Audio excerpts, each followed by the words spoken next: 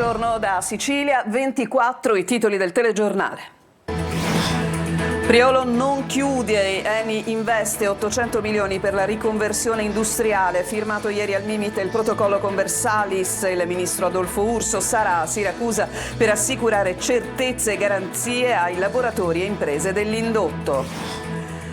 Lo stretto di Messina, crocevia del traffico di stupefacenti, maxi sequestro di cocaina e hashish, 3 arresti in 2 distinte operazioni della Guardia di Finanza. Incidente mortale sulla Catania Siracusa ieri, Josephine 24 anni è rimasta schiacciata tra 2 tir per un tamponamento a catena allo strazio di chi la conosceva, una ragazza dedicata al servizio della comunità. Le procure di Gela e Palermo aprono un fascicolo sulla morte del piccolo Loris, il bambino di 9 anni travolto a fine gennaio da un'auto mentre era in bici. Sabato il decesso a Palermo. Sanità malata in Sicilia. All'ASP di Enna 4.500 i pazienti in attesa di un intervento chirurgico di una visita. A Palermo va avanti l'inchiesta sulle gare d'appalto per le forniture sanitarie. Calcio, il Catania dopo la vittoria di Latina salta il turno infrasettimanale, si concentra sul derby con il Messina di domenica sera.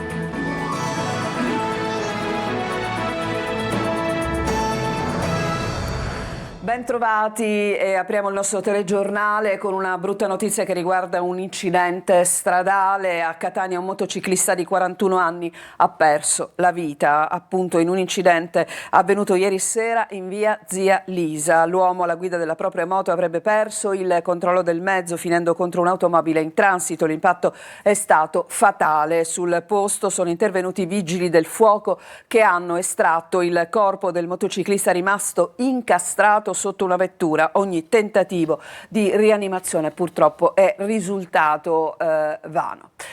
È stato sottoscritto a Palazzo Piacentini il protocollo d'intesa sulla riconversione industriale di Versalis verso la tecnologia e la transizione green dalle organizzazioni sindacali CISL, FEMCA, CISL, WILTEC, WIL, UGL, CISAL. Solo CGL si è riservata di analizzare il testo e farlo successivamente suo. Lo rende noto il Mimit, si sceglie così la strada dell'innovazione e della trasformazione industriale per garantire il futuro del polo di Priolo e la tutela dei lavoratori dell'indotto. Lo ha dichiarato Luca Cannata, vicepresidente della Commissione Bilancio alla Camera dei Deputati, commentando il piano di investimenti che interesserà il sito siciliano, siglato dopo il protocollo firmato, come vi dicevamo, tra Eni, Versalis e il Ministero delle Imprese e il Made in Italy, il Ministero dell'Ambiente e della Sicurezza Energetica e le regioni Sicilia e i sindacati. Nello specifico il piano prevede da un lato la ristrutturazione della chimica di base e dall'altro lo sviluppo delle nuove piattaforme sostenibili della chimica circolare, bio e specializzata. L'azienda, prosegue la nota, ha assicurato che il piano di trasformazione sarà attuato entro 5 anni e prevede investimenti di oltre 2 miliardi di euro, con una riduzione di 1 milione di tonnellate di CO2, pari al 40% delle emissioni di Versalis in Italia. Lo stretto di Messina come crocevia del traffico di stupefacenti, maxi sequestro di cocaina e hashish, 3 arresti in 2 distinte operazioni della Guardia di Finanza. Sentiamo Tonino De Mana. Lo stretto di Messina si conferma snodo strategico per il traffico di stupefacenti. In 2 distinte operazioni la Guardia di Finanza ha sequestrato 2 kg di cocaina e quasi 40 kg di hashish. 3 le persone arrestate. L'attività di indagine ha avuto il prezioso supporto delle unità cinofile. Grazie al fiuto del cane antidroga Lord, altamente specializzato in questo tipo di operazioni, le fiamme gialle hanno fermato un'auto proveniente dalla Calabria, all'interno della quale erano stati occultati diversi panetti di cocaina. Lo stupefacente, contraddistinto dal simbolo di un peperoncino rosso, avrebbe potuto fruttare qualcosa come 650.000 euro. Lo stesso giorno, presso la rada di San Francesco, i finanzieri hanno sottoposto a controllo i passeggeri di un pullman di linea proveniente dal centro Italia, tra cui un uomo originario del Marocco che deteneva all'interno di un trolley oltre 33 kg di hashish del valore complessivo di oltre 300.000 euro. Per tentare di occultare il forte odore dello stupefacente, l'uomo aveva avvolto i panetti in voluminose coperte di pile e cosparso tutto con polvere di caffè. In manette è finito anche un connazionale che lo attendeva a Catania. A seguito di un'ulteriore perquisizione avvenuta nella città etnea, sono stati rinvenuti altri 4,5 kg di hashish. E torniamo dopo l'apertura con il grave incidente stradale di ieri sera. Torniamo alle strade insanguinate in Sicilia, perché ieri una giovane di 24 anni è stata schiacciata da 2 tir in seguito a un tamponamento a catena sulla Catania-Siracusa. Il cordoglio del sindaco di Belpasso della Protezione Civile, che dice un angelo strappato alla vita mentre si recava all'università il servizio. Ormai non si contano più le vittime e la scia di sangue inonda l'autostrada Catania-Siracusa. L'ultimo incidente si è verificato poco prima delle 8, non distante dalla galleria di San Demetrio in direzione del capoluogo aretuseo. A perdere la vita è stata una ragazza di 24 anni, Josephine Leotta, originaria di Belpasso, rimasta letteralmente schiacciata tra 2 camion in seguito ad un tamponamento a catena. Immagini orribili e scene strazianti per i soccorritori, che hanno faticato parecchio ad estrarre la giovane dalle lamiere contorte della sua utilitaria. 2 mezzi pesanti e 4 le auto coinvolte nell'incidente, le cui cause sono in fase di accertamento da parte della polizia stradale. A completare il bilancio 3 feriti. L'autostrada è rimasta chiusa per diverse ore tra la zona industriale di Catania e lo svincolo di Lentini, con pesanti ripercussioni sulla statale 114. La notizia della morte di Josephine è subito rimbalzata sui social. Il primo a commentarla è stato il sindaco di Belpasso, Carlo Caputo. Con profonda tristezza e incredulità ho appreso la terribile notizia del decesso di Josephine Leotta, una giovane al servizio della comunità che aveva donato il suo tempo e impegno prima come scout ed ora come volontaria del gruppo di protezione civile. In questo momento di dolore desidero esprimere a nome di tutta l'amministrazione le più sincere condoglianze alla famiglia e agli amici di Josephine. Gli fa eco il capo della protezione civile regionale Salvo Coscina. La sua giovane vita si è spezzata mentre si recava a Siracusa per frequentare l'università. Domenica scorsa il suo ultimo servizio di volontariato. Josephine aveva dedicato 8 ore del suo tempo, affrontando il freddo, ad assistere la popolazione sull'Etna durante l'eruzione vulcanica, dimostrando encomiabile altruismo. La sua scomparsa, conclude Coscina, lascia un vuoto incolmabile nel cuore di tutti coloro che l'hanno conosciuta. Ricorderemo sempre il suo sorriso, la sua gentilezza e il suo impegno instancabile per gli altri. Josephine, un angelo strappato troppo presto alla vita, resterà per sempre nei nostri cuori. È un altro ricordo doloroso, quello che ha riguardato i compagni di banco, i compagni di scuola del sedicenne che è deceduto dopo essere caduto da un lucernario al centro commerciale di Belpasso. Fiori bianchi, striscioni nel centro professionale di Catania, dove studiava appunto il ragazzo. Sentiamo. Un mazzo di fiori bianchi e la sua foto. Oggi Simone non siede più in questo banco della classe del 2° anno del percorso di ristorazione nella sede dell'Istituto Professionale Ars di Catania. Simone era un ragazzo buono, scherzava con tutti, rideva con tutti. I compagni lo ricordano così, ancora increduli, sconvolti, con gli occhi persi nel vuoto, incapaci di accettare che un amico sia scomparso in un incidente assurdo, le cui cause sono ancora avvolte nel mistero. Non è un ragazzo che si poteva mai immaginare una cosa del genere. All'Istituto Professionale di Via Grasso Finocchiaro ci si continua a chiedere perché Simone D'Arrigo sia salito su quella cupoletta di cemento con la copertura in plexiglass nel tetto parcheggio del centro commerciale Etnapolis di Belpasso, cadendo poi nel vuoto per 15 metri. A microfoni spenti gli adulti si domandano perché i ragazzi stavano in quel parcheggio, un luogo non idoneo, usato come punto di ritrovo, senza controlli e con elementi di possibile pericolo. Era risaputo però che il tetto di Etnapolis il sabato sera si trasformasse in agorà dei teenager. Sapevo che lui usciva il sabato sera ma con questi suoi amici. Cosa sia successo saranno le indagini a dirlo. Un colpo di testa, una bravata, una sfida. Simone non era un ragazzo che comunque poteva accettare una cosa del genere. Abbiamo voluto dare questo messaggio a tutti i ragazzi. La vita è un dono troppo importante per poterla perdere in un attimo, per un gioco forse, per una distrazione, per una stupidaggine, per la superficialità. Noi teniamo molto a questo aspetto. Oggi tutte le sedi regionali dell'Istituto di Formazione hanno ricordato Simone con un minuto di silenzio. Adolescenti fragili, pronti ad affrontare le sfide più difficili pur di apparire. Il sociologo Francesco Pira traccia un quadro dei giovani di oggi, lo ha sentito per noi Lorena Dolci. Il bisogno di apparire, il bisogno di accreditarsi, il bisogno di farsi accettare dal proprio gruppo di pari non fa considerare il rischio grossissimo che può portare una challenge. Le challenge, ovvero le sfide sempre più estreme con cui i ragazzi si cimentano fino a mettere a rischio la propria incolumità.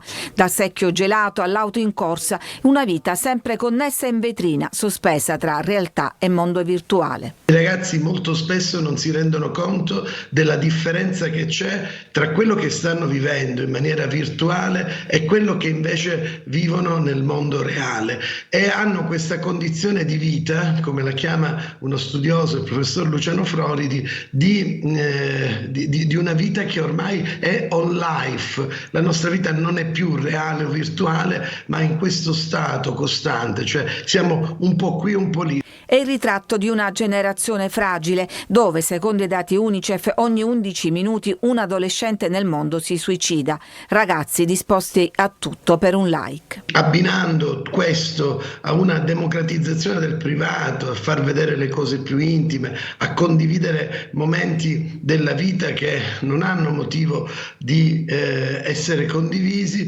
in questo modo si totalizzano i like. Del resto anche Sanremo ci ha ricordato come nella nostra vita sono importanti i cuoricini.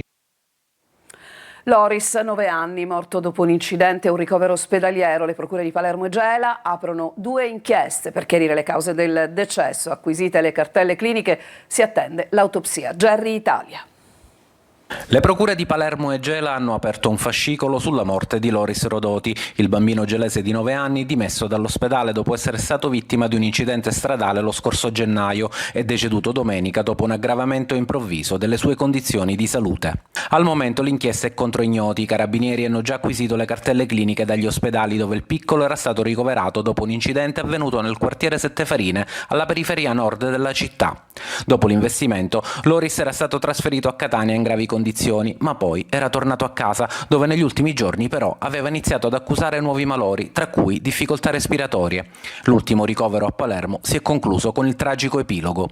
L'autopsia, che sarà disposta nei prossimi giorni, dovrà chiarire se ci siano state negligenze mediche o se il decesso sia stata una conseguenza inevitabile dell'incidente. La famiglia, distrutta dal dolore, chiede risposte, mentre la comunità si stringe attorno ai genitori del bambino. L'amministrazione comunale ha già annunciato il lutto cittadino, il giorno in cui verranno celebrati i funerali. E adesso al problema della sanità regionale nel caos. A Enna sono oltre 4.500 i pazienti da anni in attesa di visite e interventi chirurgici. A Trapani oltre 3.000 esami istologici sono in arretrato, e poi c'è anche un'inchiesta palermitana, ma sentiamo il servizio. Luca Ciliberti. Sembra un caos senza fine, un intero sistema, quello della sanità siciliana, che il Codacons chiede addirittura di commissariare, viste le inefficienze, le lacune e i ritardi pagati anche a caro prezzo dagli stessi malati. L'ultimo caso esplode fra gli ospedali della provincia di Enna, dove sono oltre 4.500 i pazienti in attesa di un intervento chirurgico o di una visita specialistica. Qualche giorno fa la notizia degli oltre 3.300 esami istologici arretrati all'ASP di Trapani. Per qualcuno l'attesa ha compromesso definitivamente la possibilità di cura. A Leonforte, nell'Ennese, c'è chi attende una visita dal 12 novembre 2022, a Piazza Armerina dal 1 febbraio 2024. Nel reparto di oculistica Enna la lista di attesa deve smaltire prenotazioni dal 5 aprile del 2023. I pazienti di urologia invece nello stesso ospedale attendono dal 19 maggio 2023. Sono solo alcuni casi per un sistema davvero al collasso, nonostante le rassicurazioni della regione. Esami diagnostici rinviati per mancanza di reagenti e terapie oncologiche sospese per carenza di farmaci. Operazioni chirurgiche ferme da mesi per carenza di anestesisti e personale specializzato. A Palermo poi medici, funzionari e imprenditori sono accusati, nell'ultimo caso, di aver manipolato gare d'appalto per forniture sanitarie favorendo aziende in cambio di tangenti e regali. Adesso le associazioni dei consumatori, con il Codacons in testa, e le associazioni per i diritti del malato e del cittadino, riunite in varie sigle, si rivolgono al Ministero della Salute affinché intervenga immediatamente per risolvere l'emergenza sanitaria in Sicilia. Questa situazione, dicono, viola apparentemente il diritto alla salute sancito dalla Costituzione. Bisogna individuare le responsabilità di chi ha portato la sanità siciliana al collasso e attuare il commissariamento dell'intero sistema sanitario regionale. Una richiesta che, siamo certi, al di là del clamore del momento, resterà inevasa, così come le tante prenotazioni in attesa di risposte. Adesso ci fermiamo, c'è una pausa, torniamo tra poco.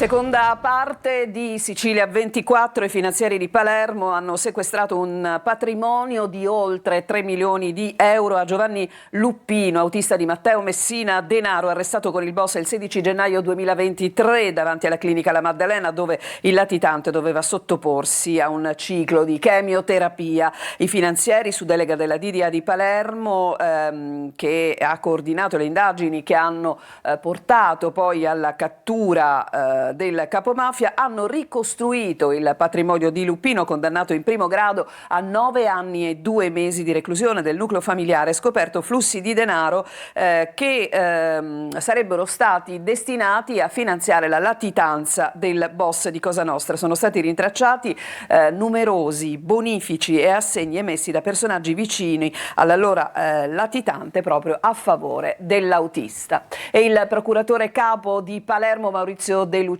lo ricordiamo, che ha firmato proprio nel 2023 l'arresto, insomma le indagini sull'arresto di Messina Denaro, ieri pomeriggio ha incontrato gli studenti di scienze della comunicazione. Cosa Nostra, ha detto, tende sempre a riorganizzarsi. In carcere i forti restano forti. Marco Gullà.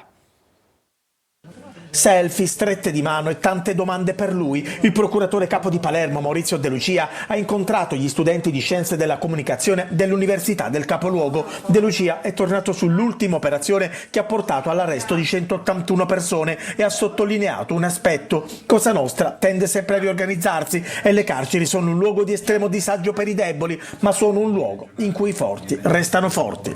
E alla nostra domanda sul racket e sui tanti commercianti che ancora si piegano a Cosa Nostra, il procuratore risponde così. È importante perché vuol dire che le investigazioni proseguono, che i soggetti contigui all'organizzazione, entrare nell'organizzazione mafiosa, vengono individuati. Certo rimane un tessuto che è un tessuto prima di tutto culturale, che è abituato ad avere rapporti con Cosa Nostra, che non sempre sono rapporti di sola sopraffazione, ma sono anche in qualche modo rapporti di convenienza. Insomma, c'è chi paga un po' per abitudine, un po' perché pensa che in questo modo la vita gli sia più semplice.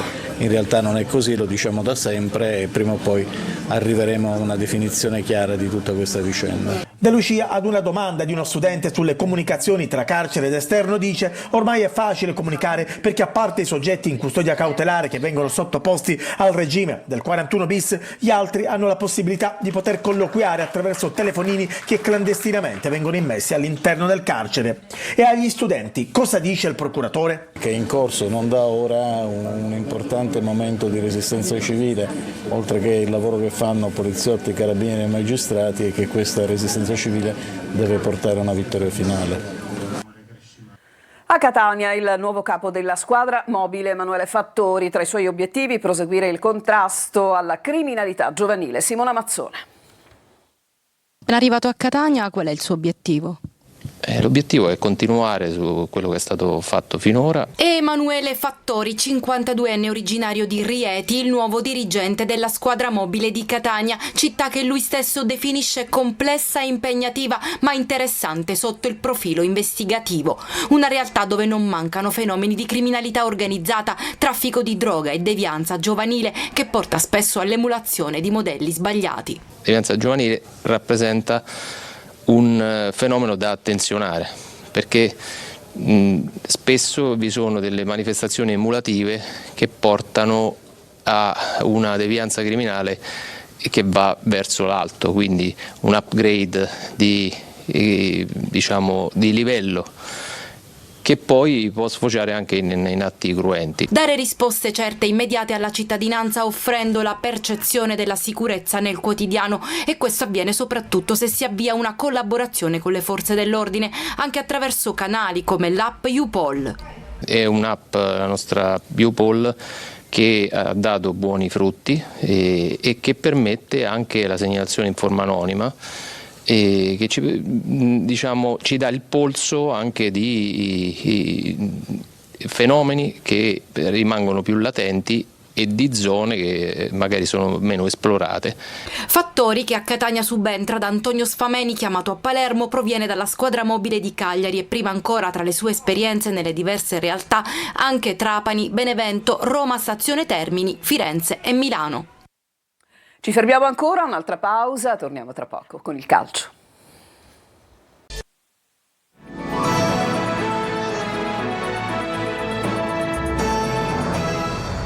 Siamo al calcio, il Palermo dopo il pari di Marassi mantiene l'8° posto in zona play-off, rosanero in serie positiva da 5 partite, il servizio di Marco Gullà.